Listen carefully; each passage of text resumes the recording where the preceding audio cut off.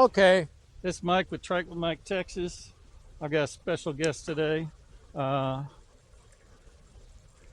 sir. What's your name? My name's John. All right, John. I live here in Lancaster. Lancaster, Texas. What are you riding there, John? I am riding a Trident Stowaway 24. That means it's got a 24-inch rear wheel, 20-inch front. All right, and what am I riding, John? Because this is one of your trikes. You're riding almost the same trike, but it's got a 20-inch rear wheel. Okay. Trident it's called a Stowaway 2. Stowaway 2. Roman numeral 2. And you got a 20-inch rear wheel, which means it's just going to accelerate a little faster. It might not ride quite as smooth over a real bumpy road. Well, this isn't the best road, so if you hear us warbling while we talk, that's because of this road. But I remember this road up here because I've been here before. That's a smooth road. Yes, that's a very smooth road, and if you wanted to go up it, we could. Well, no, not necessarily, but we're not going to go out on that right now. We're going to turn left on this little access road here just before we get to the stop sign. Okay. And then we're going to go, this is East 2nd Street in Lancaster. This is kind of like a little test ride track when people are riding trikes that we've got down at our warehouse. So how long have you been riding trikes?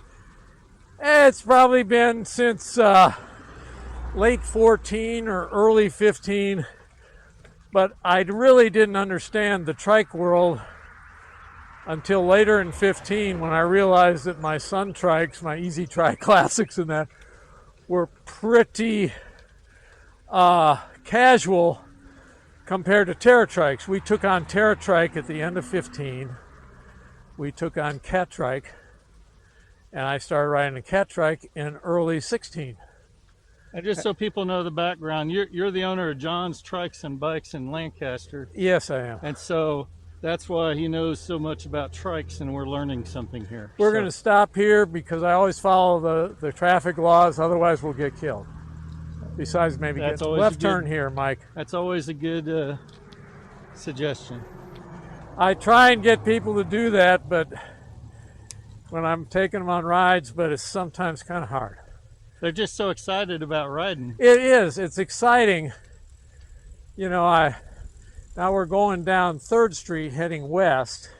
So these two trikes, you had this, and I think you had another one too. Yeah. You said these guys were on sale. They're on sale. This one I have is $24.24. It'd be about $13.24, the base trike. Yours is $21.24, so it would be about $12.24. Wow. So that's cheaper than what we bought them for. Yeah, you're just trying to make room for better, different inventory. Yeah, and there's absolutely nothing wrong with this. In fact, I'm falling in love with it again. I got nothing to complain about it. But you've got to have longer legs, otherwise you can't ride them. Right. It's a taller person trike, not a smaller person trike. This used to be a little trestle bridge here where you see those reflective barriers, but darn it, they replaced it. It had wood trestle, and it was so fun to go across. This is a little old gospel church. On Sunday mornings, I'd come riding down here, and they'd be raising the roof in there. Wow. They still use it. Oh yeah. Wow, that's interesting.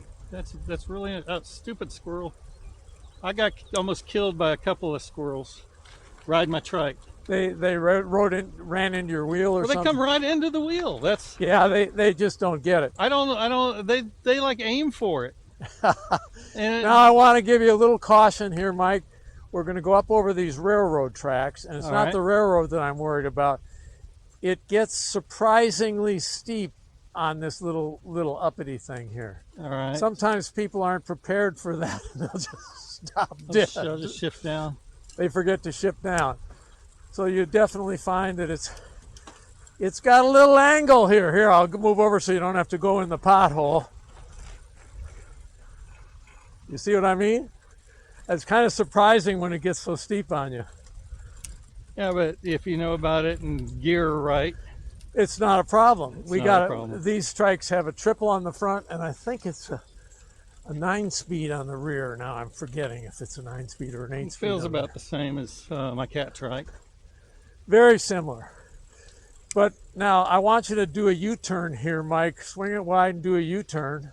Okay. Try that out. See the turning radius. The thing turns on a dime. Wow.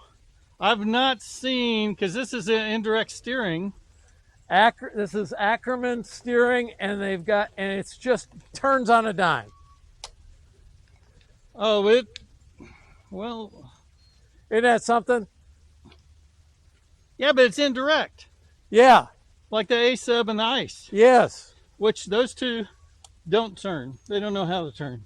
But this one is. I couldn't turn mine around in this street. This one is a hell of a turner. Yeah.